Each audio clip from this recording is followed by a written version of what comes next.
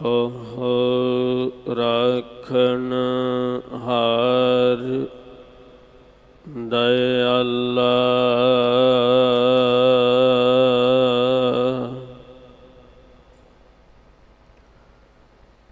नानक कर के गोले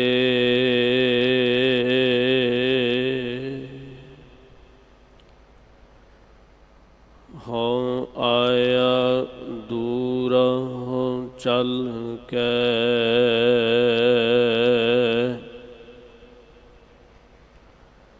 मैं तकी तो सरनाए जियो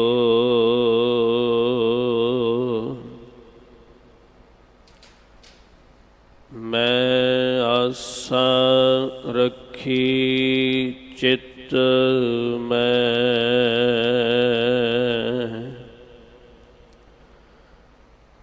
मेरा सब दुख गवाए जियो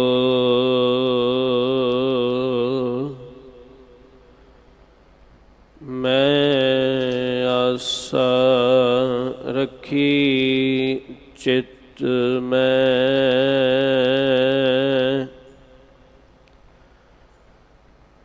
मेरा सब दुख गवाए जियो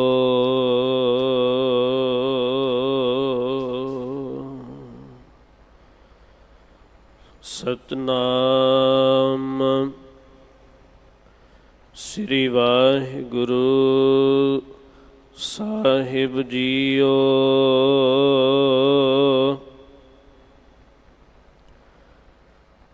गौड़ी महला पंजवा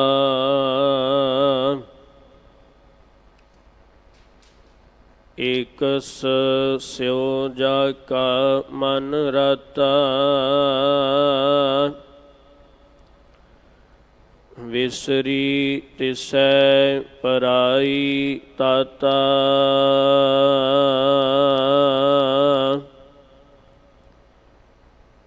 बिन गोबिंद न दिसै कोई करन करावन करता सोई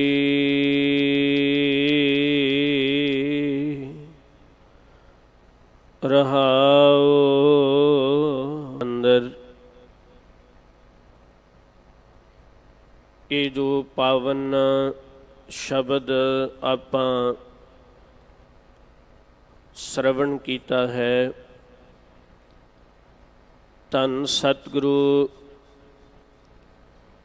श्री गुरु हरकृष्ण साहिब सच्चे पातशाह जी दे पावन पवित्र अस्थान गुरुद्वारा श्री बंगला साहिब विखे धन धन सतगुरु सच्चे पातशाह महाराज जी दे दर दियां पावन सेवावां निभा रहे सिंह साहिब ज्ञानी रणजीत सिंह जी हुणां पासों चल रही लड़ीवार कथा दा पावन शब्द श्रवण कीता है। धन सतगुरु श्री गुरु अर्जुन देव सच्चे पातशाह महाराज जी का यह पावन शब्द गौड़ी राग दे विच सतगुरां ने उचारण कीता है। सतगुरु गुरु ग्रंथ साहिब सच्चे पातशाह जी दे पावन अंग 199 पर सुशोभित धन सतगुरु सच्चे पातशाह गुरु अर्जुन देव महाराज जी ने 4 पदियां दे अधीन इस पावन शब्द नूं उचारण कीता है। ਧੰਨ ਸਤਿਗੁਰੂ ਸੱਚੇ ਪਾਤਸ਼ਾਹ ਮਹਾਰਾਜ ਜੀ ਨੇ ਅੱਜ ਦੇ ਇਸ ਪਾਵਨ ਸ਼ਬਦ ਵਿੱਚ ਜੋ ਉਪਦੇਸ਼, ਇਹ ਪਾਵਨ ਸ਼ਬਦ ਗੌੜੀ ਰਾਗ ਦੇ ਵਿੱਚ ਦਰਜ ਮਹਾਰਾਜ ਜੀ ਆਰੰਭਤਾ ਕਰਦੇ ਹਨ। ਗੌੜੀ ਮਹੱਲਾ ਪੰਜਵਾ। ਏਕਸ ਸਿਉ ਜਾਕਾ ਮਨ ਰਾਤਾ, ਵਿਸਰੀ ਤਿਸੈ ਪਰਾਈ ਤਾਤਾ। ਧੰਨ ਸਤਿਗੁਰੂ ਗੁਰੂ ਅਰਜਨ ਦੇਵ ਮਹਾਰਾਜ ਜੀ ਨੇ ਬਖਸ਼ਿਸ਼ ਕੀਤੀ। ਉਪਦੇਸ਼ ਰੂਪ ਦੇ ਵਿੱਚ ਮਹਾਰਾਜ ਜੀ ਕਹਿੰਦੇ ਨੇ ਕਿ ਇੱਕ ਅਕਾਲ ਪੁਰਖ ਪਰਮੇਸ਼ਰ ਵਾਹਿਗੁਰੂ ਦੇ ਨਾਲ ਜਿਸ ਵਿਅਕਤੀ ਦਾ ਮਨ ਰੱਤਾ ਗਿਆ ਹੈ, ਜੁੜ ਗਿਆ ਹੈ, ਉਸ ਜੁੜ ਜਾਣ ਤੋਂ ਫਲ ਸਰੂਪ ਦਾਤਾਰ ਕਹਿਣ ਲੱਗੇ ਵਿਸਰੀ ਤਿਸੈ ਪਰਾਈ ਤਾਤਾ। ਉਹਦੇ ਜੀਵਨ ਦੇ ਵਿੱਚੋਂ ਵਿਸਰ ਜਾਂਦੀ ਹੈ ਪਰਾਈ ਤਾਤ, ਈਰਖਾ, ਦਵੈਕ ਅਤੇ ਮਨ ਦੇ ਵਿੱਚ ਕਿਸੇ ਵੀ ਰੂਪ ਦੇ ਵਿੱਚ ਪ੍ਰਗਟ ਹੋਈ ਈਰਖਾਲੂ ਬਿਰਤੀ ਦਾ ਨਾਸ਼ ਹੋ ਜਾਂਦਾ ਹੈ। ਪਰ ਸਤਿਗੁਰੂ ਸਾਹਿਬ ਸੱਚੇ ਪਾਤਸ਼ਾਹ ਮਹਾਰਾਜ ਜੀ ਨੇ ਏਕਸ ਦੀ ਗੱਲ ਕੀਤੀ ਹੈ ਕਿ ਇੱਕ ਭਾਵ ਕਿ ਉਸ ਅਕਾਲ ਪੁਰਖ ਦੇ ਨਾਲ ਮਨ ਰਾਤਾ, ਮਨ ਜੁੜ ਗਿਆ ਹੈ। ਪਰ ਇੱਕ ਹੈ ਕੌਣ? ਧੰਨ ਸਤਿਗੁਰੂ ਗੁਰੂ ਨਾਨਕ ਸਾਹਿਬ ਸੱਚੇ ਪਾਤਸ਼ਾਹ ਮਹਾਰਾਜ ਜੀ ਨੇ ਉਸ ਅਕਾਲ ਪੁਰਖ ਦੇ ਪ੍ਰਥਾਏ ਸਿਫਤ ਰੂਪ ਦੇ ਵਿੱਚ ਉਚਾਰਨ ਕੀਤਾ, ਇੱਕ ਓੰਕਾਰ, ਜੋ ਸਰਬਾਤਮ ਰੂਪ ਦੇ ਵਿੱਚ, ਸਰਬ ਵਿਆਪਕ ਰੂਪ ਦੇ ਵਿੱਚ ਵਿਆਪਕ ਇਹ ਸੰਸਾਰ ਦੇ ਜਰਰੇ ਜਰਰੇ ਦੇ ਵਿੱਚ ਆਪ ਹਰੇਕ ਥਾਂ ਦੇ ਉੱਪਰ ਵਸਿਆ ਹੋਇਆ ਓੰਕਾਰ ਰੂਪ ਪਰਮੇਸ਼ਰ, ਜਿਹਦੇ ਕਰਕੇ ਇਹ ਸਾਰੀ ਸ੍ਰਿਸ਼ਟੀ ਦਾ ਪ੍ਰਗਟਾਵਾ, ਜੋ ਸਾਰੀ ਸ੍ਰਿਸ਼ਟੀ ਪ੍ਰਕਾਸ਼ ਰੂਪ ਦੇ ਵਿੱਚ ਸਾਡੇ ਸਾਹਮਣੇ ਨਜ਼ਰ ਆ ਰਹੀ ਹੈ, ਉਹ ਇੱਕ ਤੋਂ ਹੀ ਇਹ ਸਾਰਾ ਪ੍ਰਕਾਸ਼ ਜਿਹੜਾ ਹੈ ਉਹ ਇਸ ਸੰਸਾਰ ਦੇ ਵਿੱਚ ਹੈ। ਤੇ ਸਤਿਗੁਰੂ ਸੱਚੇ ਪਾਤਸ਼ਾਹ ਮਹਾਰਾਜ ਜੀ ਨੇ ਇਸ ਗੱਲ ਦਾ ਨਿਰਣਾ ਸਾਡੇ ਸਨਮੁਖ ਬਖਸ਼ਿਸ਼ ਕੀਤਾ ਕਿ ਇੱਕ ਤੋਂ ਇਹ ਸਾਰੀ ਉਤਪੱਤੀ, ਸਾਰਾ ਪਸਾਰਾ ਜਿਹੜਾ ਹੈ ਉਹ ਪ੍ਰਗਟ ਹੋਇਆ ਹੈ। ਦਾਤਾਰ ਸਤਿਗੁਰੂ ਜੀ ਨੇ ਇਹ ਬਖਸ਼ਿਸ਼ ਕੀਤੀ, ਅੰਡਜ ਜੇਰਜ ਸੇਤਜ ਕੀਨੀ, ਉਤ ਪੁਜ ਖਾਨ ਬਹੁਰ ਰਚ ਦੀਨੀ, ਕਹੂੰ ਫੂਲ ਰਾਜਾ ਹੋਵੇ ਬੈਠਾ, ਕਹੂੰ ਸਿਮਟ ਭਇਓ ਸ਼ੰਕਰ ਇਕੱਠਾ। ਉਹਦੀ ਵਿਆਪਕਤਾ ਹਰੇਕ ਜੀਵ ਦੇ ਵਿੱਚ ਹੈ, ਭਾਵੇਂ ਅੰਡਜ ਰੂਪ ਦੇ ਵਿੱਚ ਹੈ, ਭਾਵੇਂ ਜੇਰਜ ਰੂਪ ਦੇ ਵਿੱਚ ਹੈ, ਭਾਵੇਂ ਸੇਤਜ ਤੇ ਭਾਵੇਂ ਉਤਪਜ ਰੂਪ ਦੇ ਵਿੱਚ ਹੈ। ਸਾਰਿਆਂ ਦੇ ਵਿੱਚ ਉਸ ਅਕਾਲ ਪੁਰਖ ਦੀ ਵਿਆਪਕਤਾ ਹੈ। ਤੇ ਸਤਿਗੁਰੂ ਸੱਚੇ ਪਾਤਸ਼ਾਹ ਮਹਾਰਾਜ ਕਹਿਣਗੇ ਉਹ ਅਕਾਲ ਪੁਰਖ ਜਿਹੜਾ ਹੈ ਇਸ ਸੰਸਾਰ ਦੇ ਵਿੱਚ ਸਰਬ ਰੂਪ ਦੇ ਵਿੱਚ ਵਿਆਪਕ ਹੋਣ ਦੇ ਕਾਰਨ ਭਗਤ ਨਾਮਦੇਵ ਸਾਹਿਬ ਜੀ ਨੇ ਇਸ ਗੱਲ ਦਾ ਨਿਰਣਾ ਕੀਤਾ। ਕਹਿਣ ਲੱਗੇ ਜਤਰ ਜਾਉ ਤਤ ਬੀਠਲ ਪਹਿਲਾ, ਮਹਾ ਆਨੰਦ ਕਰੇ ਸਦ ਕੇਲਾ। ਸਤਿਗੁਰੂ ਸਾਹਿਬ ਸੱਚੇ ਪਾਤਸ਼ਾਹ ਮਹਾਰਾਜ ਜੀ ਨੇ ਕਿਹਾ ਇਹ ਸੰਸਾਰ ਦੀ ਜਿਹੜੀ ਵਿਆਪਕਤਾ ਹੈ ਉਹਦੇ ਪ੍ਰਥਾਏ ਭਗਤ ਸਾਹਿਬ ਜੀ ਦਾ ਬਚਨ, ਈਬੈ ਬੀਠੁਲ ਊਬੈ ਬੀਠੁਲ, ਬੀਠੁਲ ਬਿਨ ਸੰਸਾਰ ਨਹੀਂ, ਥਾਨ ਥਰੰਤਰ ਨਾਮਾ ਪ੍ਰਣਵੈ ਪੂਰ ਰਹਿਓ ਤੂੰ ਸਰਬ ਮਹੀ। ਸਾਰਿਆਂ ਦੇ ਵਿੱਚ ਉਹਦੀ ਵਿਆਪਕਤਾ ਹੈ।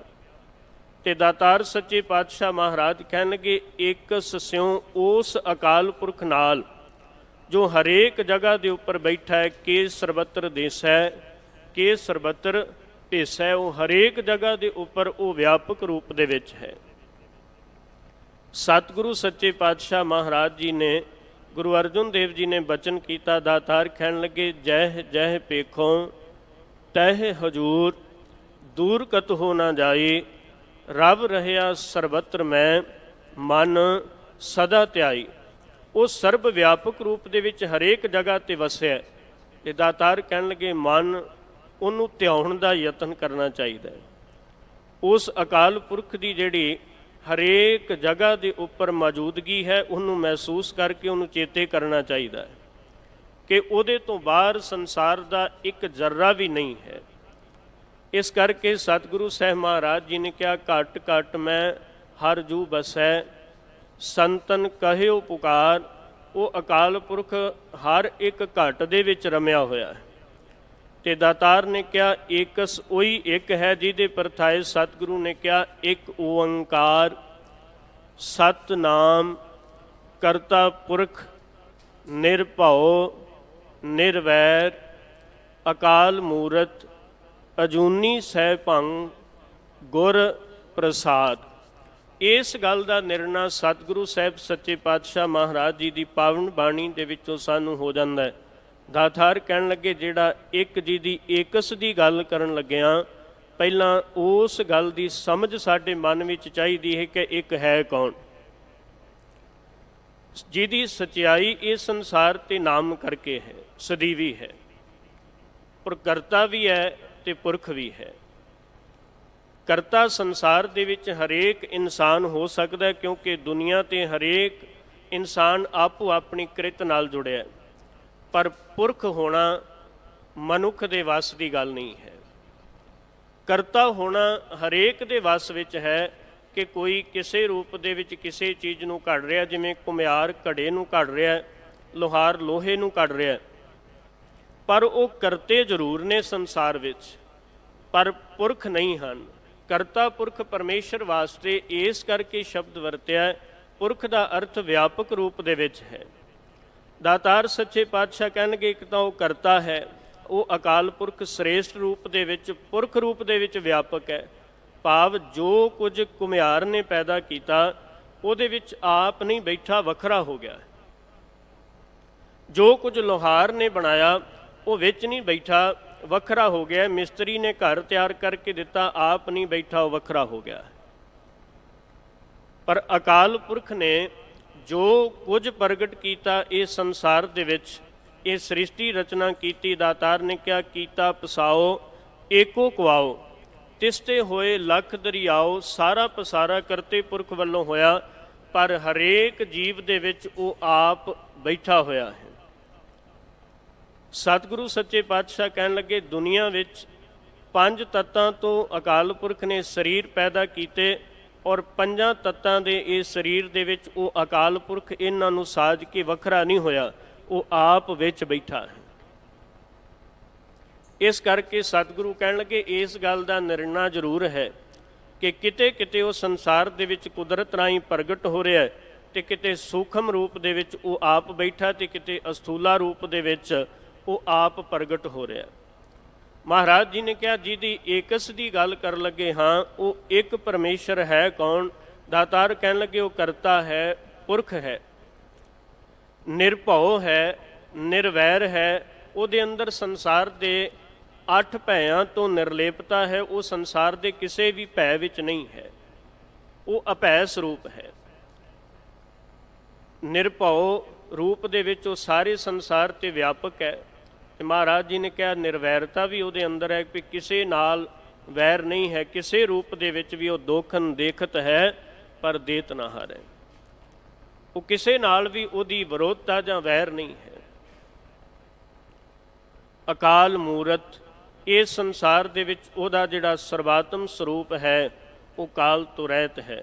ਦਾਤਾਰ ਨੇ ਕਿਹਾ ਉਹ ਕਾਲਾਂ ਦਾ ਵੀ ਮਹਾਂਕਾਲ ਹੈ, ਨਮੋ ਕਾਲ ਕਾਲੇ, ਉਹ ਕਾਲ ਦਾ ਵੀ ਮਹਾਂਕਾਲ ਹੈ। ਇਸ ਕਰਕੇ ਸਤਿਗੁਰੂ ਸੱਚੇ ਪਾਤਸ਼ਾਹ ਨੇ ਕਿਹਾ ਅਜੂਨੀ ਹੈ, ਸੰਸਾਰ ਦੀ ਕੋਈ ਜੂਨ ਦਾ ਅਸਰ ਜਾਂ ਕੋਈ ਜੂਨ ਦਾ ਸਰੂਪ ਨਹੀਂ ਹੈ ਉਹਦੇ ਕੋਲ, ਉਹ ਅਜੂਨੀ ਰੂਪ ਦੇ ਵਿੱਚ ਹੈ। ਤੇ ਉਹਦਾ ਸਰੂਪ ਸੈਭੰ, ਮਹਾਰਾਜ ਕਹਿਣ ਲੱਗੇ ਆਪਣੇ ਆਪ ਤੋਂ, ਔਰ ਉਹ ਸਵੈਭੂਤ ਆਪਣੇ ਆਪ ਤੋਂ ਪ੍ਰਕਾਸ਼ ਰੂਪ ਦੇ ਵਿੱਚ ਸੰਸਾਰ ਤੇ ਆਇਆ।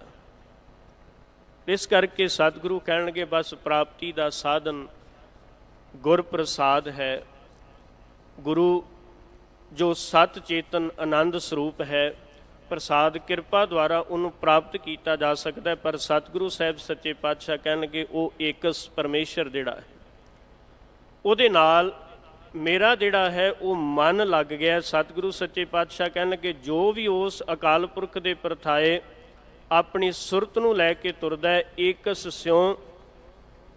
ਦਾਤਾਰ ਨੇ ਨਿਰਣਾ ਕਰਕੇ ਕਹਿ ਦਿੱਤਾ ਜਾ ਕਾ ਮਨ ਰਾਤਾ, ਜਿਸ ਵੀ ਇਨਸਾਨ ਦਾ, ਜਿਸ ਵੀ ਗੁਰਮੁਖ ਦਾ, ਜਿਸ ਮਨੁੱਖ ਦਾ ਮਨ ਉਸ ਇੱਕ ਅਕਾਲ ਪੁਰਖ ਨਾਲ ਜੁੜ ਗਿਆ, ਉਹਦੇ ਅੰਦਰ ਇਸ ਗੱਲ ਦਾ ਨਿਰਣਾ ਜ਼ਰੂਰ ਪਰਪੱਕਤਾ ਸਹਿਤ ਪ੍ਰਗਟ ਹੋ ਜਾਂਦਾ ਵੀ ਪਾਏ ਗਹੇ ਜਬ ਤੇ ਤੁਮਰੇ ਤਬ ਤੇ ਕੋ ਆਂਖ ਤਰੇ ਨਹੀਂ ਆਨਿਓ ਰਾਮ ਰਹੀਮ ਪੁਰਾਨ ਕੁਰਾਨ ਅਨੇਕ ਕਹੈ ਮਤ ਏਕ ਨਾ ਮਾਨਿਓ ਸਿਮ੍ਰਿਤ ਸ਼ਾਸਤਰ ਵੇਦ ਸਬੈ ਬਹੁ ਭੇਦ ਕਹੈ ਹਮ ਏਕ ਨਾ ਜਾਣਿਓ ਸ੍ਰੀ ਅਸਪਾਨ ਕਿਰਪਾ ਤੁਮਰੀ ਕਰ ਮੈਂ ਨਾ ਕਹਿਓ ਸਭ ਤੋਹੇ ਬਖਾਨਿਓ। ਸਤਿਗੁਰੂ ਸੱਚੇ ਪਾਤਸ਼ਾਹ ਮਹਾਰਾਜ ਕਹਿਣ ਲੱਗੇ ਜਦੋਂ ਤੋਂ ਇੱਕ ਅਕਾਲ ਪੁਰਖ ਨੂੰ ਆਪਣੇ ਦੀਦਾਰਾਂ ਦੇ ਵਿੱਚ ਲਿਆਂਦਾ, ਇੱਕ ਦੇ ਚਰਨ ਪਕੜ ਲਏ ਹਨ, ਮਹਾਰਾਜ ਕਹਿਣ ਲੱਗੇ ਸੰਸਾਰ ਦੇ ਉੱਪਰ ਹੁਣ ਦੂਸਰਾ ਕੋਈ ਦੇਸ ਹੀ ਨਹੀਂ ਰਿਹਾ, ਦੂਸਰੇ ਪਾਸੇ ਜਾਣ ਦੀ ਹੁਣ ਇੱਛਾ ਹੀ ਨਹੀਂ ਹੈ। ਤੇ ਇਹ ਵੀ ਸੰਸਾਰ ਵਿੱਚ ਸਤਿਗੁਰੂ ਸਾਹਿਬ ਜੀ ਨੇ ਸਪਸ਼ਟ ਕਰ ਦਿੱਤਾ, ਦੂਸਰ ਹੋਏ ਤਾਂ ਸੋਝੀ ਪਾਏ, ਸੰਸਾਰ ਵਿੱਚ ਦੂਸਰਾ ਉਹਦੇ ਵਰਗਾ ਹੈ ਵੀ ਕੋਈ ਨਹੀਂ। ਇਸ ਕਰਕੇ ਉਹ ਇੱਕ ਹੀ ਹੈ। ਤੇ ਦਾਤਾਰ ਨੇ ਕਿਹਾ ਏਕਸ ਬਿਨ ਸਭ ਧੰਦ ਹੈ। ਇਸ ਸੰਸਾਰ ਦੇ ਵਿੱਚ ਜਿਹੜਾ ਇੱਕ ਤੋਂ ਬਗੈਰ ਸਾਰਾ ਕੁਝ ਇਸ ਸੰਸਾਰ ਦੇ ਵਿੱਚ ਜਿਹੜਾ ਹੈ ਉਹ ਅਗਿਆਨ ਸਰੂਪ ਹੈ। ਇਸ ਕਰਕੇ ਸਤਿਗੁਰੂ ਸਾਹਿਬ ਸੱਚੇ ਪਾਤਸ਼ਾਹ ਕਹਿਣ ਲੱਗੇ ਏਕਸ ਸਿਉ ਜਾ ਕਾ ਮਨ ਰਾਤਾ ਵਿਸਰੀ ਤਿਸੈ ਪਰਾਈ ਤਾਤਾ। ਦਾਤਾਰ ਕਹਿਣ ਲੱਗੇ ਉਹਦੇ ਅੰਦਰੋਂ ਪਰਾਈ ਤਾਤ ਜਿਹੜੀ ਹੈ ਉਹ ਵਿਸਰ ਗਈ ਹੈ ਜਦੋਂ ਉਹ ਅਕਾਲ ਪੁਰਖ ਦੇ ਦਾਇਰੇ ਦੇ ਵਿੱਚ ਆਣ ਕੇ ਆਪਣੇ ਆਪ ਨੂੰ ਮਨ ਕਰਕੇ ਸਮਰਪਿਤ ਹੋ ਗਿਆ।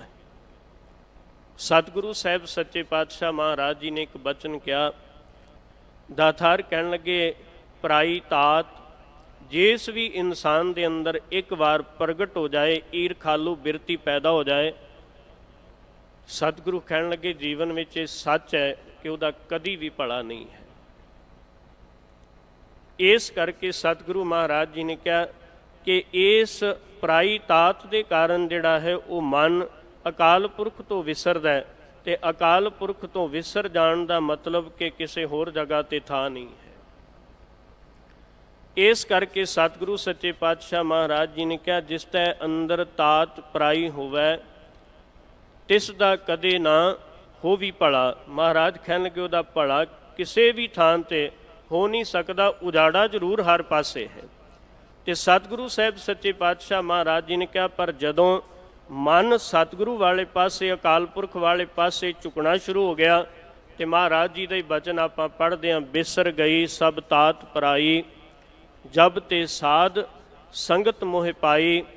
ਜਦੋਂ ਤੋਂ ਪਰਾਈ ਤਾਤ ਵਿਸਰ ਗਈ ਉਹਦਾ ਅਸਰ ਕੀ ਹੋਇਆ? ਮਹਾਰਾਜ ਜੀ ਨੇ ਕਿਹਾ ਨਾ ਕੋ ਬੈਰੀ ਨਾਹੇ ਬੇਗਾਨਾ ਸਗਲ ਸੰਗ ਹਮ ਕੋ ਬਨਿਆਈ। ਹੁਣ ਕਿਸੇ ਨਾਲ ਵਿਰੋਧਤਾ, ਕਿਸੇ ਨਾਲ ਵੈਰ ਨਹੀਂ ਹੈ। ਹੁਣ ਇੱਕ ਨਾਲ ਜਿਹੜਾ ਹੈ ਉਹ ਮਨ ਸਤਿਗੁਰੂ ਸਾਹਿਬ ਸੱਚੇ ਪਾਤਸ਼ਾਹ ਮਹਾਰਾਜ ਕਹਿਣ ਲੱਗੇ ਜੁੜ ਗਿਆ। ਤੇ ਉਸ ਜੁੜਨ ਦਾ ਕਾਰਨ ਕੀ ਹੈ ਕਿ ਉਹ ਅਕਾਲ ਪੁਰਖ ਦਾ ਗੁਣਾਤਮਕ ਸਰੂਪ ਬੜਾ ਵੱਡਾ ਹੈ, ਜਿਹਨੂੰ ਸਤਿਗੁਰੂ ਜੀ ਨੇ ਕਿਹਾ ਤਉ ਕਾਰਨ ਸਾਹਿਬਾ ਰੰਗ ਰਤੇ। ਇੱਥੋਂ ਤੱਕ ਕਹਿ ਦਿੱਤਾ ਕਿ ਉਹ ਅਕਾਲ ਪੁਰਖ ਦੇ ਸਰੂਪ ਦੇ ਪ੍ਰਥਾਏ। ਮਹਾਰਾਜ ਕਹਿਣ ਲੱਗੇ ਤੇਰੇ ਰੂਪ ਅਨੇਕਾ। ਇਹ ਇਸ ਜੀਵਨ ਦੇ ਵਿੱਚ ਰੂਪਾਂ ਦੀ ਤੇ ਗਿਣਤੀ ਕੋਈ ਨਹੀਂ ਹੈ। ਇਸ ਕਰਕੇ ਦਾਤਾਰ ਕਹਿਣ ਲੱਗੇ ਕਰਤੇ ਪੁਰਖ ਦੇ ਉਸ ਗੁਣਾਤਮਕ ਸਰੂਪ ਨੂੰ ਬਿਆਨ ਕਰਨਾ, ਤੇਰੇ ਗੁਣਾਂ ਨੂੰ ਬਿਆਨ ਕਰਨਾ। ਸਤਿਗੁਰੂ ਸੱਚੇ ਪਾਤਸ਼ਾਹ ਕਹਿਣ ਲੱਗੇ ਤੇਰੇ ਗੁਣ ਬਹੁਤੇ ਮੈਂ ਏਕ ਨਾ ਜਾਣਿਆ। ਉਹਦੇ ਗੁਣਾਂ ਨੂੰ ਬਿਆਨ ਕਰਨਾ ਬੜਾ ਔਖਾ ਹੈ। ਪਰ ਸਤਿਗੁਰੂ ਸਾਹਿਬ ਸੱਚੇ ਪਾਤਸ਼ਾਹ ਮਹਾਰਾਜ ਕਹਿਣ ਲੱਗੇ ਜਿਨ੍ਹਾਂ ਦਾ ਮਨ ਸਤਿਗੁਰੂ ਸੱਚੇ ਪਾਤਸ਼ਾਹ ਮਹਾਰਾਜ ਜੀ ਦੇ ਪ੍ਰਥਾਏ ਲੱਗ ਗਿਆ, ਉਹਨਾਂ ਬਚਨ ਕੀਤਾ ਸਾਵਲ ਸੁੰਦਰ ਰਾਮਈਆ। ਜਿਵੇਂ ਦਾ ਉਹਨਾਂ ਅੰਦਰੋਂ ਮਹਿਸੂਸ ਕਰਕੇ ਅਕਾਲ ਪੁਰਖ ਦੇ ਪ੍ਰਥਾਏ ਸਮਰਪਣ ਭਾਵ ਰੱਖਿਆ, ਮਹਾਰਾਜ ਕਹਿਣ ਲੱਗੇ ਸਾਵਲ ਸੁੰਦਰ ਰਾਮਈਆ ਮੇਰਾ ਮਨ ਲਾਗਾ ਤੋ ਹੈ। ਇਹ ਮਨ ਜਿਹੜਾ ਉਹ ਤੁਹਾਡੇ ਪ੍ਰਥਾਏ ਨੇੜਤਾ ਧਾਰਨ ਕਰ ਗਿਆ ਹੈ, ਮਨ ਤੁਹਾਡੇ ਵਾਲੇ ਪਾਸੇ ਝੁਕ ਗਿਆ ਹੈ। ਤੇ ਜਿੱਦਣ ਸਾਡੇ ਅੰਦਰ ਦੀ ਭਾਵਨਾ ਬਣੇ ਤੇ ਸਾਡਾ ਮਨ ਸਤਿਗੁਰੂ ਵਾਲੇ ਪਾਸੇ ਝੁਕ ਜਾਏ, ਅਕਾਲ ਪੁਰਖ ਵਾਲੇ ਪਾਸੇ ਨਿਵਾਣਤਾ ਪ੍ਰਗਟ ਹੋ ਜਾਏ ਤੇ ਇਹ ਅਰਦਾਸ ਕਰੇ ਕਿ ਸਗਲ ਦੁਆਰ ਕੋ ਛੱਡ ਕੇ ਗਹਿਓ ਤੁਹਾਰੋ ਦੁਆਰ ਬਾਹੇ ਗਹੇ ਕੀ ਲਾਜ ਅਸ ਗੋਬਿੰਦ ਦਾਸ ਤੁਹਾਰ। ਜਦੋਂ ਇਹ ਅਵਸਥਾ ਅੰਦਰ ਬਣ ਜਾਏ ਤੇ ਫਿਰ ਸਿੱਖ ਦੀ ਪਰਪੱਕਤਾ ਇੰਨੀ ਕੁ ਜ਼ਿਆਦਾ ਬਣ ਜਾਂਦੀ ਹੈ ਕਿ ਉਹ ਸੁਰਤ ਕਰਕੇ ਕਦੀ ਵੀ ਸਤਿਗੁਰੂ ਵਾਲੇ ਪਾਸਿਓਂ ਦੂਰ ਨਹੀਂ ਹੁੰਦਾ। ਜਿੱਦਣ ਸਤਿਗੁਰੂ ਗੁਰੂ ਗੋਬਿੰਦ ਸਿੰਘ ਸੱਚੇ ਪਾਤਸ਼ਾਹ ਜੀ ਦੇ ਕੋਲ ਭਾਈ ਨੰਦ ਲਾਲ ਜੀ ਬੰਦਗੀ ਨਾਮਾ ਔਰ ਆਪਣੀ ਵਿਦਵਤਾ ਦਾ ਗੁਰੂ ਦੀ ਸਿਫਤ ਵਿੱਚ ਉਚਾਰਿਆ ਹੋਇਆ ਉਹ ਖਜ਼ਾਨਾ ਲੈ ਕੇ ਆਉਂਦੇ ਤੇ ਮਹਾਰਾਜ ਉਹਦੇ ਵਿੱਚੋਂ 2-4 ਪੰਕਤੀਆਂ ਪੜ੍ਹਦੇ ਨੇ, ਉਹਦਾ ਨਿਰਣਾ ਕਰਦੇ ਨੇ। ਤੇ ਸਤਿਗੁਰੂ ਸਾਹਿਬ ਸੱਚੇ ਪਾਤਸ਼ਾਹ ਮਹਾਰਾਜ ਜੀ ਨੇ ਉਸ ਵੇਲੇ ਸ਼ਬਦ ਵਰਤਿਆ ਸੀ, ਭਾਈ ਨੰਦ ਲਾਲ, ਇਹ ਜੀਵਨ ਵਿੱਚ ਇਹ ਬੰਦਗੀ ਨਾਮਾ ਨਹੀਂ ਹੈ। ਤੁਸੀਂ ਬੰਦਗੀ ਨਾਮਾ ਦੀ ਪੁਸਤਕ ਸਾਡੇ ਕੋਲ ਇਹ ਵਿਚਾਰ ਲੈ ਕੇ ਆਇਓ, ਇਹ ਬੰਦਗੀ ਨਾਮਾ ਨਹੀਂ, ਇਹ ਜ਼ਿੰਦਗੀ ਨਾਮਾ ਹੈ। ਜੋ ਇਹਨੂੰ ਪੜ੍ਹੇਗਾ ਉਹਨੂੰ ਜ਼ਿੰਦਗੀ ਮਿਲੇਗੀ। ਸਤਿਗੁਰੂ ਮਹਾਰਾਜ ਇੰਨੇ ਕੋ ਪ੍ਰਸੰਨ ਹੋਏ ਤੇ ਨਾਲ ਹੀ ਬਚਨ ਕਰ ਦਿੱਤਾ ਸੀ, ਕਹਿਣ ਲੱਗੇ ਭਾਈ ਨੰਦ ਲਾਲ ਅੱਜ ਮੰਗੋ ਜੋ ਚਾਹੀਦਾ ਤੁਹਾਨੂੰ,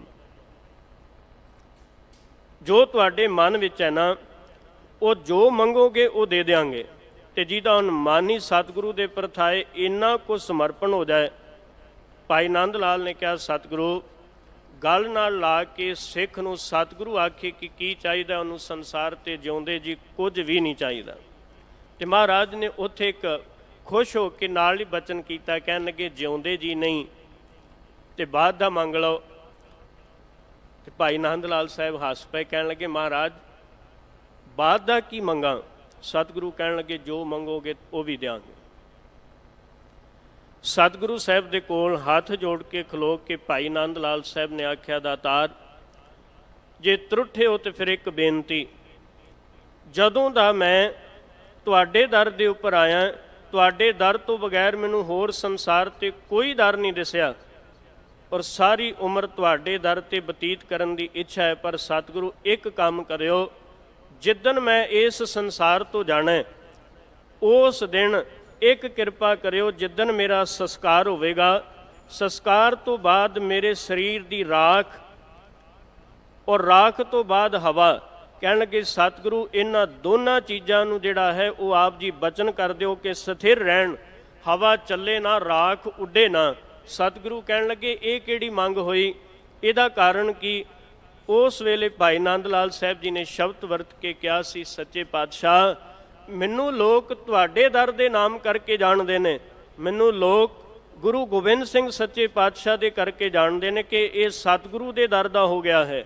ਪਰ ਦਾਤਾਰ ਜੇ ਤੁਸੀਂ ਮੈਨੂੰ ਮੌਤ ਤੋਂ ਬਾਅਦ ਵੀ ਕੁਝ ਦੇਣ ਦੀ ਗੱਲ ਕਹਿੰਦੇ ਹੋ ਤਾਂ ਇੱਕ ਬਚਨ ਕਰਿਓ, ਜਿੱਦਣ ਮੇਰਾ ਸੰਸਕਾਰ ਹੋਵੇ ਹਵਾ ਨਾ ਚੱਲੇ ਤੇ ਤਾਂ ਜੋ ਮੇਰੇ ਸਰੀਰ ਦੀ ਰਾਖ ਉੱਡ ਕੇ ਕਿਸੇ ਦੂਸਰੇ ਦੇ ਦਰਵਾਜ਼ੇ ਤੇ ਜਾ ਕੇ ਨਾ ਡਿੱਗੇ, ਕਿਉਂਕਿ ਲੋਕ ਇਹ ਕਹਿਣਗੇ ਜਿਉਂਦੇ ਜੀ ਨੰਦ ਲਾਲ ਸਤਿਗੁਰੂ ਦੇ ਦਰ ਨੂੰ ਛੱਡਿਆ ਨਹੀਂ ਔਰ ਅਖੀਰ ਅੱਜ ਉਹਦੇ ਸਰੀਰ ਦੀ ਰਾਖ ਵੀ ਕਿਸੇ ਦੂਸਰੇ ਦੇ ਦਰ ਤੇ ਡਿੱਗ ਰਹੀ। ਸੱਚੇ ਪਾਤਸ਼ਾਹ ਤੁਹਾਡੇ ਦਰ ਤੇ ਆਇਆ ਤੇ ਇੰਨਾ ਕੁ ਭਰੋਸਾ, ਇੰਨਾ ਕੁ ਤੁਹਾਡੇ ਦਰ ਦੇ ਉੱਪਰ ਅਕੀਦਾ ਹੈ ਕਿ ਤੁਹਾਡੇ ਦਰ ਦਾ ਹੀ ਅਖੀਰ ਤੱਕ ਹੋ ਕੇ ਰਵਾਂ, ਇੱਥੋਂ ਤੱਕ ਮੇਰੇ ਸਰੀਰ ਦੀ ਸਵਾਹ ਵੀ ਕਿਸੇ ਦੂਸਰੇ ਦੇ ਦਰਵਾਜ਼ੇ ਤੇ ਨਹੀਂ ਡਿੱਗਣੀ ਚਾਹੀਦੀ। ਸਤਿਗੁਰੂ ਸਾਹਿਬ ਸੱਚੇ ਪਾਤਸ਼ਾਹ ਮਹਾਰਾਜ ਜੀ ਨੇ ਇਸ ਗੱਲ ਦਾ ਨਿਰਣਾ ਕਰ ਦਿੱਤਾ, ਇੱਕ ਸਸਿਉ ਜਾ ਕਾ ਮਨ ਰਾਤਾ, ਜਿਹਦਾ ਮਨ ਇੱਕ ਉਸ ਅਕਾਲ ਪੁਰਖ ਦੇ ਨਾਲ ਜੁੜ ਗਿਆ।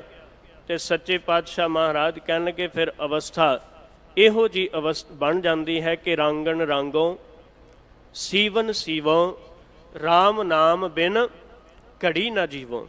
ਉਹਨੇ ਨਾਲ ਇੰਨਾ ਕੁ ਪ੍ਰੇਮ ਬਣ ਜਾਂਦਾ ਹੈ। ਭਗਤ ਨਾਮਦੇਵ ਸਾਹਿਬ ਕਹਿਣ ਲੱਗੇ ਕਿ ਮਨ ਇੰਨਾ ਕੁ ਜ਼ਿਆਦਾ ਰੰਗ ਦੇ ਵਿੱਚ ਆ ਚੁੱਕਿਆ ਹੈ ਔਰ ਇਸ ਨੂੰ ਰੰਗਤ ਰੋਜ਼ ਚੜ੍ਹਦੀ ਹੈ, ਪਰ ਇਹਨੂੰ ਆਪਣੇ ਉਸ ਅਕਾਲ ਪੁਰਖ ਦੇ ਨਾਲ ਮਨ ਨੂੰ ਸਿਉਰਿਆ ਹੈ ਇਸ ਤਰ੍ਹਾਂ ਕਿ ਰਾਮ ਨਾਮ ਬਿਨ ਘੜੀ ਨਾ ਜੀਵੋ।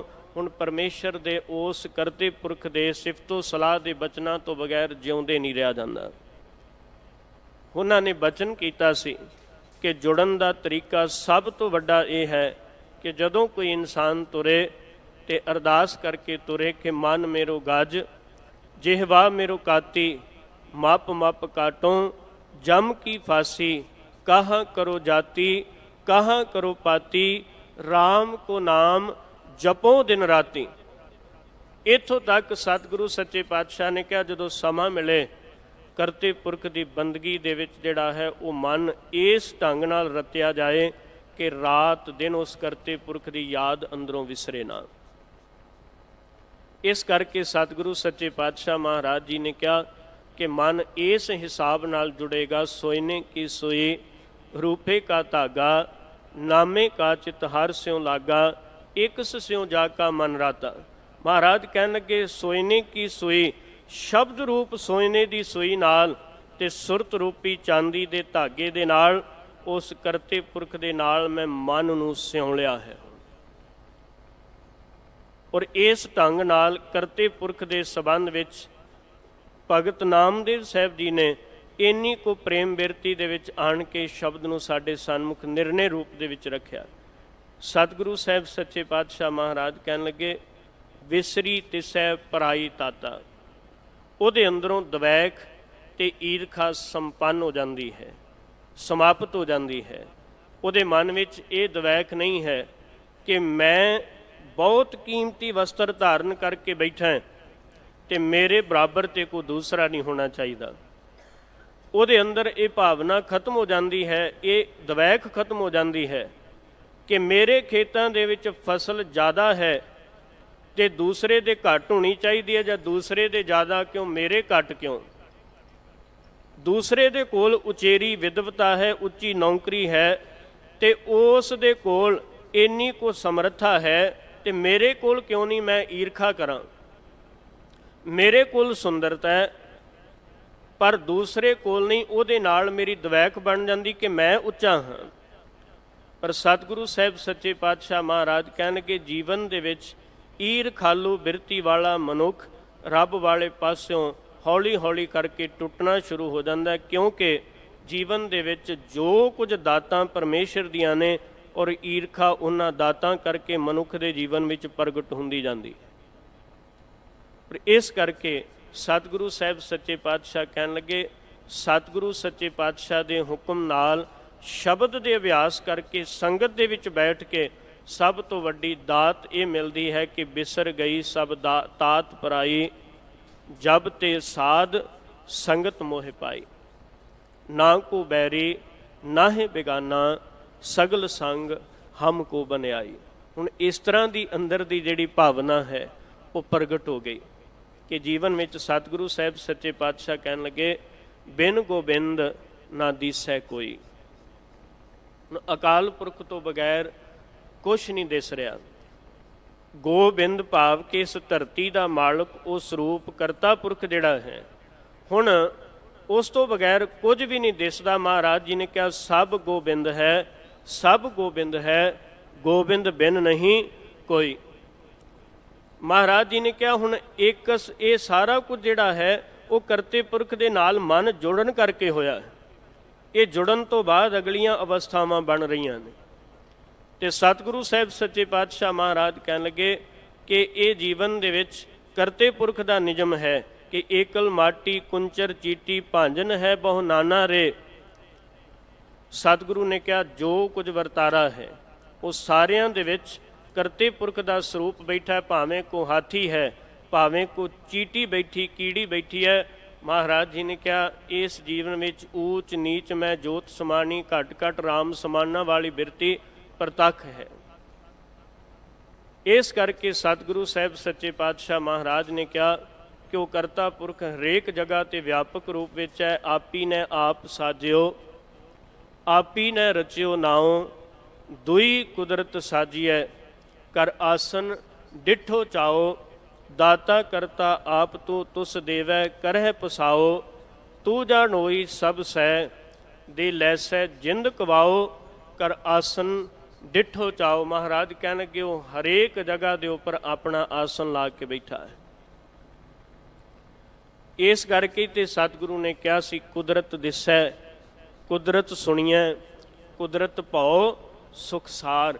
ਉਹ ਹਰੇਕ ਜਗ੍ਹਾ ਦੇ ਉੱਪਰ ਵਸਿਆ। ਗੁਰੂ ਨਾਨਕ ਸਾਹਿਬ ਮਹਾਰਾਜ ਜੀ ਨੇ ਕਿਹਾ ਸੀ ਅਕਾਲ ਪੁਰਖ ਤੇਰੇ ਸਰੂਪ ਨੂੰ ਵੇਖਣ ਦਾ ਯਤਨ ਕਰੀਏ ਤੇ ਬਲਿਹਾਰੀ ਕੁਦਰਤ ਵਸਿਆ, ਤੇਰਾ ਅੰਤ ਨਾ ਜਾਈ ਲਖਿਆ। ਸਤਿਗੁਰੂ ਸਾਹਿਬ ਮਹਾਰਾਜ ਕਹਿਣ ਲੱਗੇ ਬਿਨ ਗੋਬਿੰਦ ਨਾ ਦੀਸੈ ਕੋਈ।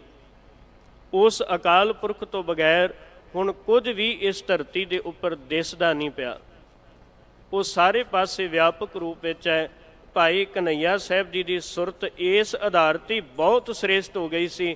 ਗੁਰਸਿੱਖਾਂ ਨੇ ਸ਼ਿਕਾਇਤ ਵੀ ਕੀਤੀ ਕਿ ਅਨੰਦਪੁਰ ਸਾਹਿਬ ਜੀ ਦੀ ਜੰਗ ਦੇ ਵਿੱਚ ਭਾਈ ਕਨ੍ਹਈਆ ਸਾਹਿਬ ਔਰ ਇਸਲਾਮਿਕ ਹਾਕਮ ਜਿਹੜੇ ਆਏ ਸਨ ਵਾਰ ਕਰਨ ਵਾਸਤੇ ਉਹਨਾਂ ਨੂੰ ਵੀ ਜਲ ਛਕਾ ਰਹੇ ਨੇ, ਉਹ ਗੁਰਸਿੱਖਾਂ ਨੂੰ ਵੀ ਛਕਾ ਰਹੇ ਨੇ। ਉੱਥੇ ਸ਼ਿਕਾਇਤ ਹੋਈ ਮਹਾਰਾਜ ਦੇ ਕੋਲ, ਦਾਤਾਰ ਨੇ ਕਿਹਾ ਵੀ ਕਾਰਨ ਕੀ? ਸਿੱਖਾਂ ਨੇ ਸ਼ਿਕਾਇਤ ਕੀਤੀ ਹੈ ਵੀ ਤੁਸੀਂ ਇਸਲਾਮਿਕ ਹਾਕਮਾਂ ਨੂੰ ਵੀ ਜਲ ਛਕਾ ਰਹੇ ਹੋ ਅਤੇ ਆਪ ਗੁਰਸਿੱਖਾਂ ਨੂੰ ਵੀ ਜਲ ਛਕਾ ਰਹੇ ਹੋ।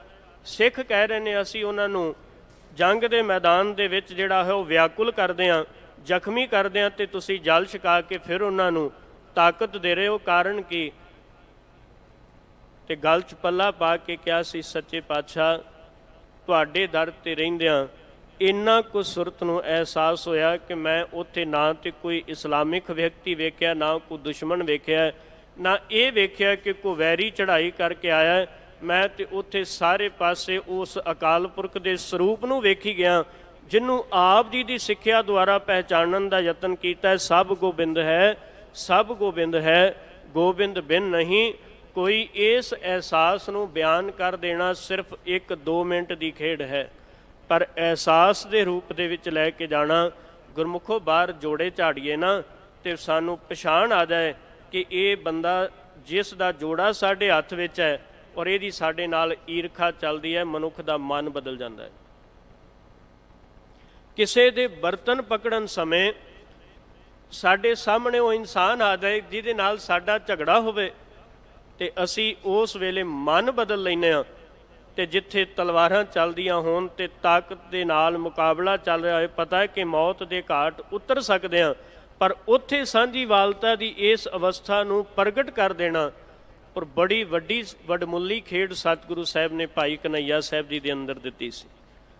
ਅਤੇ ਮਹਾਰਾਜ ਜੀ ਨੇ ਫਿਰ ਮਲਮ ਪੱਟੀ ਦੇ ਕੇ ਕਿਹਾ ਸੀ, ਭਾਈ ਜੀ ਅੱਜ ਤੋਂ ਬਾਅਦ ਇਕੱਲੇ ਜਲ ਦੀ ਸੇਵਾ ਨਹੀਂ, ਔਰ ਹੁਣ ਜ਼ਖਮੀਆਂ ਵਾਸਤੇ ਯੋਗ ਪ੍ਰਬੰਧ ਵੀ ਤੁਸੀਂ ਕਰੋਗੇ, ਕਿਉਂਕਿ ਇਸ ਆਧਾਰ ਦੇ ਉੱਪਰ ਜੇ ਅਸੀਂ ਇਸ ਰੂਪ ਦੇ ਵਿੱਚ ਜਾਵਾਂਗੇ ਕਿ ਬਹੁਤ ਵੱਡੀ ਝਗੜਾਲੂ ਬਿਰਤੀ ਦੇ ਲੋਕ ਇਕੱਠੇ ਹੋਏ ਹੋਣ ਅਤੇ ਅਸੀਂ ਉੱਥੇ ਨਾ ਤਾਂ ਸਾਡੇ ਅੰਦਰ ਉੱਥੇ ਜਾਣ ਦੀ ਨਿਡਰਤਾ ਹੋਵੇਗੀ ਅਤੇ ਨਾ ਸਾਡੇ ਅੰਦਰ ਉਸ ਗੱਲ ਦਾ ਸਕੂਨ ਹੋਵੇਗਾ ਕਿ ਅਸੀਂ ਸਾਰਿਆਂ ਨੂੰ ਇੱਕੋ ਜਿਹਾ ਵੇਖਣਾ ਹੈ।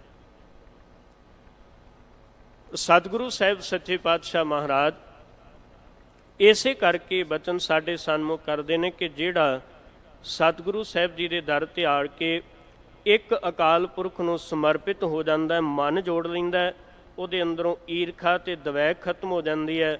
ਈਰਖਾ ਅਤੇ ਦਵੈਕ ਤੋਂ ਅਗਲਾ ਜਿਹੜਾ ਸਤਿਗੁਰੂ ਸਾਹਿਬ ਜੀ ਨੇ ਉਪਦੇਸ਼ ਦਿੱਤਾ, ਕਹਿਣ ਲੱਗੇ ਬਿਨ ਗੋਬਿੰਦ ਨਾ ਦੀਸੈ ਕੋਈ। ਅਕਾਲ ਪੁਰਖ ਤੋਂ ਬਗੈਰ ਸਰਬਾਤਮ ਸਰੂਪ ਵਿੱਚ ਵਿਆਪਕ ਤੋਂ ਰੂਪ ਜੋ ਹਰੇਕ ਜਗ੍ਹਾ 'ਤੇ ਵਸਿਆ, ਸਤਿਗੁਰੂ ਸੱਚੇ ਪਾਤਸ਼ਾਹ ਮਹਾਰਾਜ ਕਹਿਣ ਲੱਗੇ ਉਸ ਤੋਂ ਬਗੈਰ ਉਹਨਾਂ ਨੂੰ ਦਿਸਦਾ ਹੀ ਕੋਈ ਨਹੀਂ। ਹਰੇਕ ਜਗ੍ਹਾ 'ਤੇ ਉਹ ਆਪ ਵਸਦਾ ਹੈ। ਸਤਿਗੁਰੂ ਸੱਚੇ ਪਾਤਸ਼ਾਹ ਮਹਾਰਾਜ ਕਹਿਣ ਕਿ ਐਵੇਂ ਤਾਂ ਨਹੀਂ, ਜਦੋਂ ਹਿਰਦੇ ਦੇ ਵਿੱਚ ਪ੍ਰੇਮ ਰੱਖ ਕੇ ਸਿੱਖ ਅਰਦਾਸ ਕਰਕੇ ਕਹਿੰਦਾ ਸਦਾ ਅੰਗ ਸੰਗੇ ਅਪੰਗੰ ਬੇਪੂਤੇ, ਤੁਸੀਂ ਸਦਾ ਅੰਗ ਸੰਗ ਹੋ। ਉਹ ਅਕਾਲ ਪੁਰਖ ਕਦੀ ਵੀ, ਸਤਿਗੁਰੂ ਮਹਾਰਾਜ ਜੀ ਨੇ ਕਿਹਾ ਦੁਨੀਆ ਦੇ ਬੇਅੰਤ ਲੋਕਾਂ ਨੇ ਇਸ ਗੱਲ ਦਾ ਉਪਦੇਸ਼, ਇਸ ਗੱਲ ਦਾ ਨਿਰਣਾ ਕਰ ਦਿੱਤਾ ਕਿ ਉਹ ਬੜੀ ਦੂਰ ਬੈਠਾ ਹੈ, ਕੋ ਕਹਿੰਦਾ ਕਿ ਬਹੁਤ ਨੇੜੇ ਬੈਠਾ ਹੈ। ਸਤਿਗੁਰੂ ਸਾਹਿਬ ਮਹਾਰਾਜ ਜੀ ਨੇ ਕਿਹਾ ਜਿੱਥੇ ਹਰ ਆਰਾਧੀ ਹੈ ਤਿੱਥੇ ਹਰ ਮਿੱਤ ਸਹਾਈ। ਮੈਂ ਤੇ ਜਿੱਥੇ ਯਾਦ ਕੀਤਾ ਉਹ ਮੈਨੂੰ ਮਿਲ ਗਿਆ। ਅਤੇ ਜੇ ਮੈਂ ਕਿਤੇ ਚੌਂਕੜਾ ਮਾਰ ਕੇ ਬੈਠਾ ਅਤੇ ਉਹ ਮੇਰੇ ਨਾਲ ਆਣ ਕੇ ਬੈਠ ਗਿਆ, ਮੇਰੇ ਅੰਦਰੋਂ ਪ੍ਰਗਟ ਹੋ ਰਿਹਾ ਹੈ, ਮੈਨੂੰ ਘੱਟ ਘੱਟ ਵਿੱਚ ਉਹ ਮਹਿਸੂਸ ਹੋ ਰਿਹਾ ਹੈ ਸਾਰੇ ਪਾਸਿਓਂ। ਅਤੇ ਸਤਿਗੁਰੂ ਮਹਾਰਾਜ ਕਹਿਣਗੇ ਬਿਨ ਗੋਬਿੰਦ ਨਾ ਦੀਸੈ ਕੋਈ, ਕਰਨ ਕਰਾਵਣ ਕਰਤਾ ਸੋਈ। ਉਹ ਕਰਨ ਵਾਲਾ ਵੀ ਹੈ ਅਤੇ ਕਰਾਉਣ ਵਾਲਾ ਵੀ ਹੈ। ਸਾਰੀ ਦੀ ਸਾਰੀ ਕ੍ਰਿਤ ਇਹ ਸ੍ਰਿਸ਼ਟੀ ਤੁਧ ਆਪੇ ਸ੍ਰਿਸ਼ਟ ਸਭ ਉਪਾਈ ਜੀ, ਤੁਧ ਆਪੇ ਸਿਰਜ ਸਭ ਗੋਈ। ਇਹ ਸਾਰਾ ਕੁਝ ਵਰਤਾਰਾ ਪਰਮੇਸ਼ਰ ਦਾ ਹੀ ਹੈ। ਮਹਾਰਾਜ ਜੀ ਨੇ ਕਿਹਾ ਕਰਨ ਕਰਾਵਣ ਕਰਤਾ ਸੋਈ। ਉਹ ਕਰਨ ਵਾਲਾ ਵੀ ਹੈ, ਕਰਵਾਉਣ ਵਾਲਾ ਵੀ ਹੈ, ਅਤੇ ਉਹ ਆਪ ਕਰਤਾ ਪੁਰਖ ਵੀ, ਆਪ ਵਿਆਪਕ ਰੂਪ ਦੇ ਵਿੱਚ ਸਾਰੇ ਪਾਸੇ ਹਰੇਕ ਵਸਤੂ ਨੂੰ ਪੈਦਾ ਕਰਨ ਵਾਲਾ ਹੈ, ਕਿਉਂਕਿ ਉਹਦੇ ਵੱਲੋਂ ਪ੍ਰਗਟ ਕੀਤੀ ਹੋਈ ਚੀਜ਼ ਵਿੱਚ ਕਮੀ ਕੋਈ ਨਹੀਂ। ਦਾਤਾਰ ਨੇ ਤਾਈਓ ਗੁਰੂ ਨਾਨਕ ਸਾਹਿਬ ਜੀ ਨੇ ਕਿਹਾ ਸੀ ਕਿ ਆਸਨ ਲੋਏ ਲੋਏ ਭੰਡਾਰ ਜੋ ਕਿਛ ਪਾਇਆ ਸੋ ਏਕਾ ਵਾਰ। ਉਹ ਕਰਨ ਵਾਲਾ ਵੀ ਆਪ ਹੈ। ਸਤਿਗੁਰੂ ਸੱਚੇ ਪਾਤਸ਼ਾਹ ਮਹਾਰਾਜ ਜੀ ਨੇ ਕਿਹਾ ਇਹ ਕਰਤਾ ਪੁਰਖ ਜਿਹੜਾ ਹੈ ਤੂੰ ਆਪੇ ਕਰਤਾ तेरा किया सब होए, तुध बिन दूजा अवर ना कोए, तू कर कर वेखै जानै सोए, जन नानक गुरमुख प्रगट होए। ये गल प्रतख है। इस करके महाराज जी ने कहा करन वाला भी है ते कराउण वाला भी है। जिहदे कोलों उन्हें कोई कारज आप करवाउणा होवे ते सतगुरु साहिब सच्चे पातशाह महाराज कहणगे फिर जीवन दे विच सब तो वड्डी समर्था है, जिहदे तो कराउणा है। फिर बाबा दीप सिंह वर्गे गुरमुख अरदास करन तो बाद उतरे होए सीस दे नाल भी सतगुरु साहिब सच्चे पातशाह महाराज जी दे दर ते अकीदा रख के लड़दे हन। ये सब तो वड्डी खेड है जिन्हें कराउणा होवे। इस करके महाराज जी ने कहा वो करता सोई, वो सारी सृष्टि का करता है, एक मालिक है वो आप। अगली बख्शिश सतगुरु जी करते ने रहाओ, मन है कमावै मुख हर हर बोले। जदों उन्होंने पता लग जाता है कि सारा कुछ वासी परमेश्वर दे है, तो महाराज कहन कि मन है कमावै, वो मन करके फिर कमाई करता है। मन करके उसनूं कमाउण दा यतन करदा है। जिन्हों दातार ने कहा वो उपदेश लै लैंदा, ये मन हर जी ध्याए, तू एक मन एक चित भाए।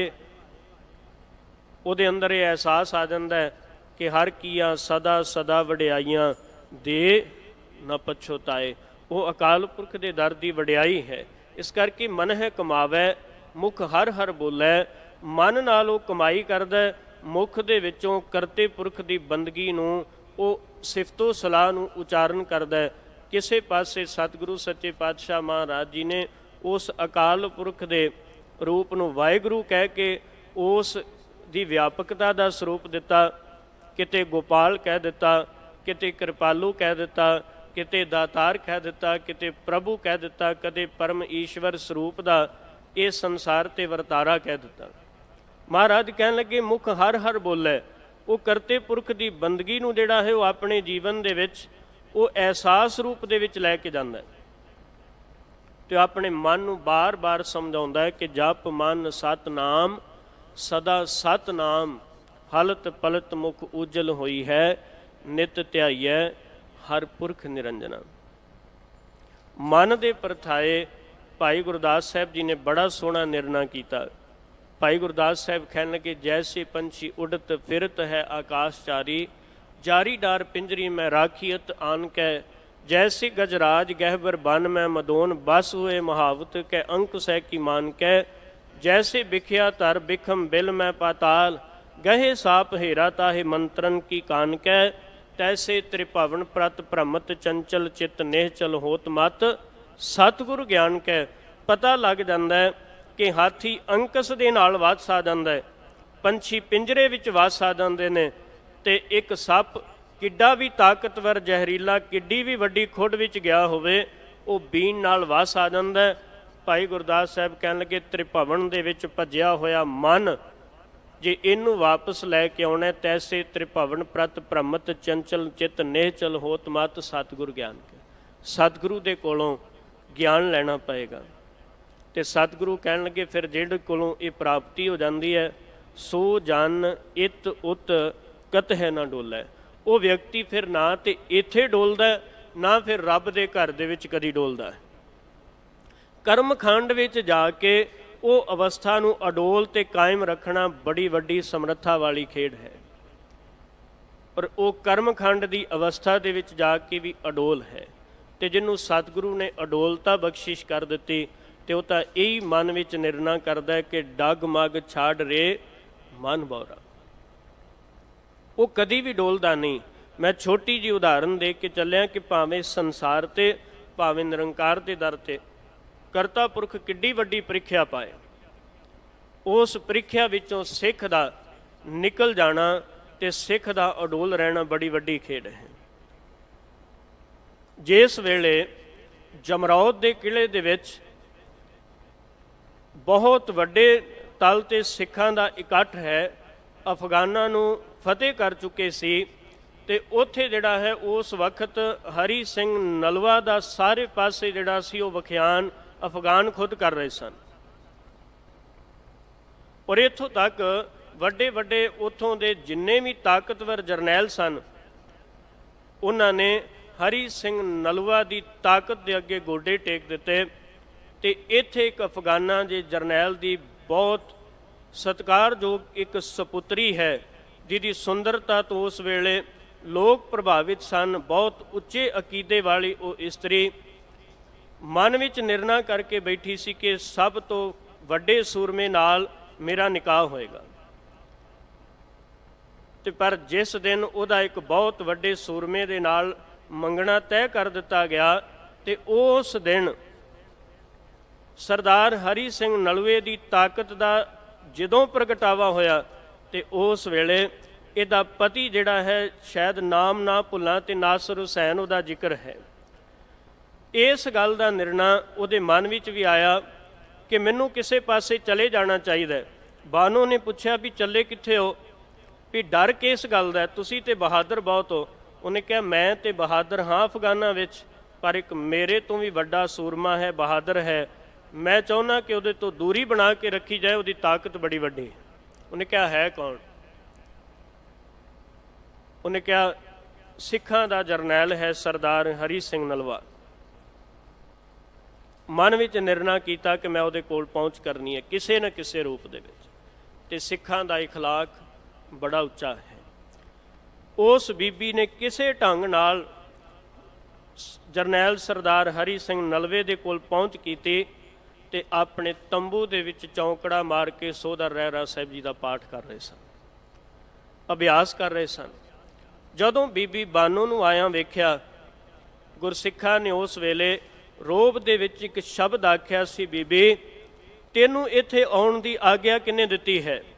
ਇਹ ਸਿੱਖਾਂ ਦਾ ਤੰਬੂ ਹੈ, ਤੈਨੂੰ ਪਤਾ ਹੈ, ਜੰਗ ਦਾ ਮੈਦਾਨ ਭਖਿਆ ਤੇ ਤੁਹਾਡਾ ਇੱਥੇ ਆਉਣ ਦਾ ਕਾਰਨ ਕੀ? ਉਹਨੇ ਹੱਥ ਜੋੜ ਕੇ ਕਿਹਾ ਮੈਂ ਤੁਹਾਡੇ ਸਿੱਖ ਜਰਨੈਲ ਨੂੰ ਇੱਕ ਵਾਰੀ ਮਿਲਣਾ ਚਾਹੁੰਦੀ ਹਾਂ, ਸਰਦਾਰ ਹਰੀ ਸਿੰਘ ਨਲਵੇ ਨੂੰ। ਸਰਦਾਰ ਹਰੀ ਸਿੰਘ ਨਲਵਾ ਜੀ ਨੂੰ ਮਿਲਾਇਆ ਗਿਆ। ਪਹਿਲਾਂ ਉਹਨਾਂ ਨੇ ਨਾ ਕੀਤੀ, ਦੂਸਰੀ ਵਾਰ ਫਿਰ ਕਹਿਣ ਲੱਗੇ ਵੀ ਜਿੱਦ ਕਰ ਰਹੀ ਹੈ ਬੀਬੀ। ਤੇ ਸਰਦਾਰ ਹਰੀ ਸਿੰਘ ਨਲੂਆ ਸਾਹਮਣੇ ਆਏ, ਦਗ-ਦਗ ਕਰਦਾ ਚਿਹਰਾ ਤੇ ਸਤਿਗੁਰੂ ਦੀ ਬੰਦਗੀ ਦਾ ਆਨੰਦ ਜਿਹੜਾ ਸੀ, ਉਹ ਰਸ ਜਿਹੜਾ ਸੀ, ਉਹ ਚਿਹਰੇ ਤੋਂ ਪ੍ਰਗਟ ਹੋ ਰਿਹਾ ਸੀ। ਉਸ ਵੇਲੇ ਬੀਬੀ ਬਾਨੋ ਸਾਹਮਣੇ ਖਲੋ ਕੇ ਆਖਦੀ ਹੈ ਕਿ ਵੇ ਜਰਨੈਲਾ, ਮੇਰੇ ਮਨ ਦੀ ਇੱਕ ਇੱਛਾ ਹੈ ਕਿ ਮੈਂ ਆਪਣੀ ਕੁੱਖ ਦੇ ਵਿੱਚੋਂ ਇੱਕ ਹਰੀ ਸਿੰਘ ਨਲੂਆ ਪੈਦਾ ਕਰਾਂ। ਉਹਨੇ ਅਸਿੱਧੇ ਤੌਰ ਤੇ ਕਿਹਾ ਮੈਂ ਤੇਰੇ ਨਾਲ ਨਿਕਾਹ ਕਰਨਾ। ਸਰਦਾਰ ਹਰੀ ਸਿੰਘ ਨਲੂਏ ਨੇ ਰੋਹ ਵਿੱਚ ਆਣ ਕੇ ਕਿਹਾ ਸੀ, ਬੀਬੀ ਚਲੀ ਜਾ ਇੱਥੋਂ, ਇਹ ਸਿੱਖਾਂ ਦਾ ਕੈਂਪ ਹੈ, ਗੁਰੂ ਨਾਨਕ ਸਾਹਿਬ ਜੀ ਦਾ ਘਰ ਹੈ, ਇੱਥੇ ਹਰ ਇੱਕ ਆਈ ਹੋਈ ਔਰਤ ਸਾਡੇ ਵਾਸਤੇ ਮਾਂ ਅਤੇ ਭੈਣ ਦਾ, ਧੀ ਦਾ ਦਰਜਾ ਰੱਖਦੀ ਹੈ। ਉਹਨੇ ਕਿਹਾ ਮੇਰੀ ਇਹ ਇੱਛਾ ਹੈ। ਹਰੀ ਸਿੰਘ ਨਲੂਆ ਨੇ ਕਿਹਾ ਇਹਨੂੰ ਇਹਨਾਂ ਦੇ ਤੰਬੂ ਵਿੱਚ, ਇਹਨਾਂ ਦੇ ਇਲਾਕੇ ਵਿੱਚ ਛੱਡ ਕੇ ਆਓ। ਜਾਂਦੀ ਜਾਂਦੀ ਨੇ ਇੱਕ ਮਿਹਣਾ ਮਾਰਿਆ, ਆਖਿਆ ਵੇ ਜਰਨੈਲਾ, ਮੈਂ ਕਦੀ ਸੁਣਿਆ ਸੀ ਗੁਰੂ ਨਾਨਕ ਸਾਹਿਬ ਜੀ ਦੇ ਘਰ ਵਿੱਚੋਂ ਕਦੀ ਕੋ ਖਾਲੀ ਨਹੀਂ ਗਿਆ, ਪਰ ਮੈਂ ਖਾਲੀ ਚੱਲੀ ਹਾਂ। ਹਰੀ ਸਿੰਘ ਨਲੂਆ ਜੀ ਦੇ ਮਨ ਵਿੱਚ ਇਹ ਅਹਿਸਾਸ ਹੋਇਆ। ਉਸੇ ਵੇਲੇ ਹੀ ਦੋ ਚਿੱਟੇ ਵਸਤਰ ਮੰਗਾਏ। ਉਹਨੇ ਕਿਹਾ ਬੀਬੀ ਤੈਨੂੰ ਗੁਰੂ ਨਾਨਕ ਸਾਹਿਬ ਦੇ ਘਰੋਂ ਖਾਲੀ ਨਹੀਂ ਜਾਣ ਦੇਣਾ। ਉਹਨੇ ਮਨ ਵਿੱਚ ਪ੍ਰਸੰਨਤਾ ਧਾਰਨ ਕੀਤੀ। ਸਰਦਾਰ ਹਰੀ ਸਿੰਘ ਨਲੂਏ ਨੇ ਇੱਕ ਚਿੱਟਾ ਵਸਤਰ ਮੰਗਵਾ ਕੇ ਥੱਲੇ ਵਿਛਾ ਦਿੱਤਾ, ਉਸ ਬੀਬੀ ਬਾਨੋ ਨੂੰ ਉਹਦੇ ਤੇ ਬਿਠਾਇਆ ਤੇ ਇੱਕ ਚਿੱਟਾ ਵਸਤਰ ਉਸ ਬੀਬੀ ਦੇ ਸਿਰ ਤੇ ਦੇ ਕੇ ਤੇ ਆਪਣਾ ਸਿਰ ਉਸ ਬੀਬੀ ਦੀ ਗੋਦ ਵਿੱਚ ਰੱਖ ਕੇ ਸਰਦਾਰ ਹਰੀ ਸਿੰਘ ਨਲਵੇ ਨੇ ਸ਼ਬਦ ਵਰਤਿਆ ਸੀ, ਬੀਬੀ ਤੂੰ ਚਾਹੁੰਦੀ ਸੀ ਕਿ ਤੇਰੀ ਕੁੱਖ ਚੋਂ ਹਰੀ ਸਿੰਘ ਨਲਵੇ ਵਰਗਾ ਜਰਨੈਲ ਪੈਦਾ ਹੋਵੇ, ਲੈ ਅੱਜ ਤੋਂ ਤੂੰ ਬਾਅਦ ਮੇਰੀ ਧਰਮ ਦੀ ਮਾਂ ਤੇ ਮੈਂ ਤੇਰਾ ਪੁੱਤਰ ਹਰੀ ਸਿੰਘ ਨਲੂਆ ਜਰਨੈਲ। ਔਰ ਕਿੱਡੇ ਵੱਡੇ ਅਕੀਦੇ ਦੀ ਗੱਲ ਹੈ। ਮਹਾਰਾਜ ਕਹਿਣ ਲੱਗੇ ਉਹ ਗੁਰੂ ਕਾ ਪਿਆਰ ਵਾਲਾ ਸਿੱਖ ਕਦੀ ਨਾ ਇੱਥੇ ਡੋਲਦਾ ਨਾ ਉੱਥੇ ਡੋਲਦਾ। ਤੇ ਸਤਿਗੁਰੂ ਸਾਹਿਬ ਸੱਚੇ ਪਾਤਸ਼ਾਹ ਮਹਾਰਾਜ ਕਹਿਣ ਲੱਗੇ ਜਾ ਕੇ ਹਰ ਧਨ ਸੋ ਸੱਚ ਸਾਹੋ। ਦੁਨੀਆ ਦੇ ਵਿੱਚ ਬੇਅੰਤ ਸ਼ਾਹ ਨੇ, ਪਰ ਦਾਤਾਰ ਸੱਚੇ ਪਾਤਸ਼ਾਹ ਮਹਾਰਾਜ ਜੀ ਨੇ ਕਿਹਾ ਕਿ ਦੁਨੀਆ ਵਿੱਚ ਬੇਅੰਤ ਅਮੀਰ, ਦੁਨੀਆ ਦੇ ਵਿੱਚ ਬੇਅੰਤ ਵਪਾਰੀ ਮਨੁੱਖ ਨੇ, ਪਰ ਗੁਰੂ ਨਾਨਕ ਸਾਹਿਬ ਜੀ ਦੇ ਘਰ ਦੇ ਅੰਦਰ ਮਹਾਰਾਜ ਜੀ ਨੇ ਕਿਹਾ ਜਿਹਦੇ ਹਿਰਦੇ ਰੂਪੀ ਘਰ ਦੇ ਵਿੱਚ ਨਾਮ ਰੂਪੀ ਧਨ ਹੈ, ਉਹ ਸੰਸਾਰ ਦੇ ਵਿੱਚ ਸਭ ਤੋਂ ਸ੍ਰੇਸ਼ਟ ਸ਼ਾਹ ਹੈ। ਤੇ ਜਿਹੜਾ ਇਹ ਸ਼ਾਹ ਬਣ ਗਿਆ, ਜਿਵੇਂ ਭਾਈ ਹੇਮੇ ਦੀ ਯਾਦ ਵਿੱਚ ਸਤਿਗੁਰੂ ਸਾਹਿਬ ਗੁਰੂ ਅਰਜਨ ਦੇਵ ਸੱਚੇ ਪਾਤਸ਼ਾਹ ਨੇ, ਔਰ ਇੱਥੇ ਜਦੋਂ ਆਪਾਂ ਗੁਰਬਾਣੀ ਦੇ ਆਧਾਰ ਦੇ ਉੱਪਰ ਸ਼ਬਦ ਵਰਤਦੇ ਹਾਂ, ਜੈਤ ਸ੍ਰੀ ਕੀ ਵਾਰ ਦੇ ਵਿੱਚ ਸਤਿਗੁਰੂ ਸਾਹਿਬ ਜੀ ਨੇ ਸ਼ਬਦ ਵਰਤੇ। ਮਹਾਰਾਜ ਜੀ ਨੇ ਕਿਹਾ, ਅਗਲਾ ਨਿਰਣਾ ਗੁਰ ਪੂਰੈ ਕਰ ਦੀਨੋ ਵਿਸਾਹ।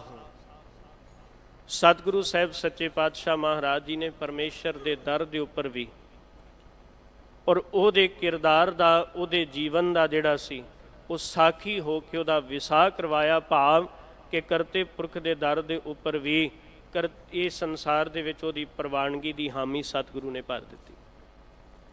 ਤੇ ਅੱਗੇ ਸਤਿਗੁਰੂ ਕਹਿਣ ਲੱਗੇ, ਜੀਵਨ ਪੁਰਖ ਮਿਲਿਆ ਹਰ ਰਾਇਆ।